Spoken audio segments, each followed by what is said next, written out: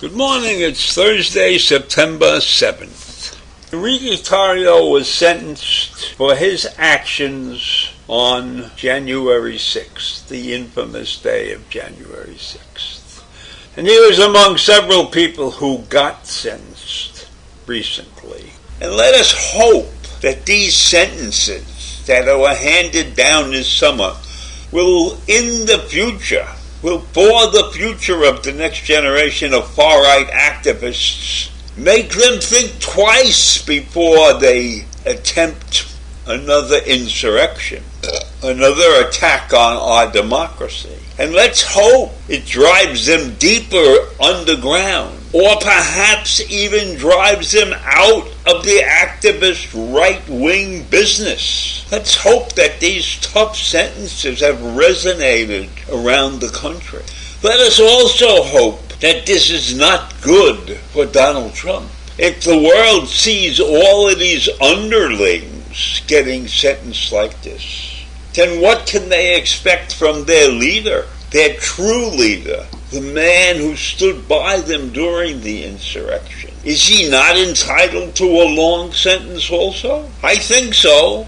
I think it would be a major mistake if all of these underlings are sent to prison for a long time, that he, the leader of the insurrection, should get away free. He better be worried about this, and his attorneys better be worried about this. And I would think all of the right-wingers in this country should be worrying about this type of judicial activity.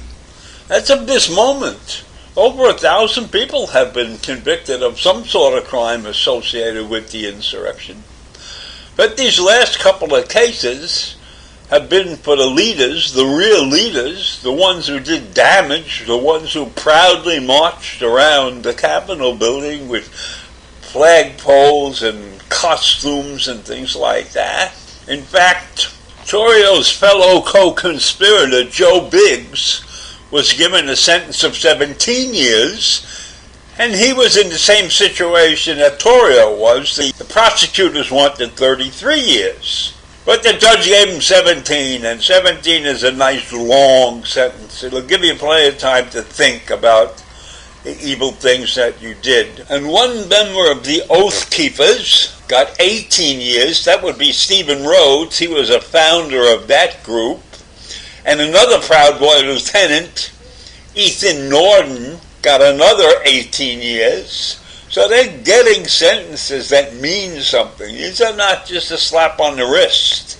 And I hope those who are responsible for egging them on, when it comes their term in court, I hope they get similar sentences. But I have a feeling that it won't affect these people. I don't think that you can change their minds. These sentences may be viewed by many as wins, but I'm not so sure that they are wins, because the far right has a habit of caustically diving into conspiracy theories. And they claim that the entire federal apparatus has been taken over by a shadowy deep state. And they believe that Trump is being railroaded by politically motivated forces. And disingenuous attacks have become far too common. And they feel that the right has been attacked too many times for things that they believe were right and correct. And you know, the right is off-center. We know that. And they view these attacks on them as politically motivated. Not that people are trying to keep this country in order.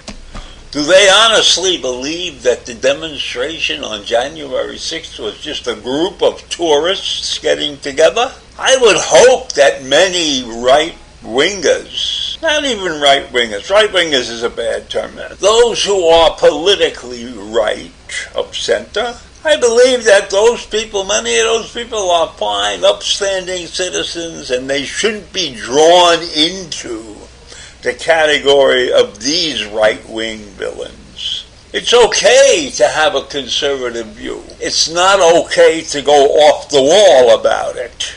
It's not okay to believe that the people in power are doing things deliberately to destroy the right of center.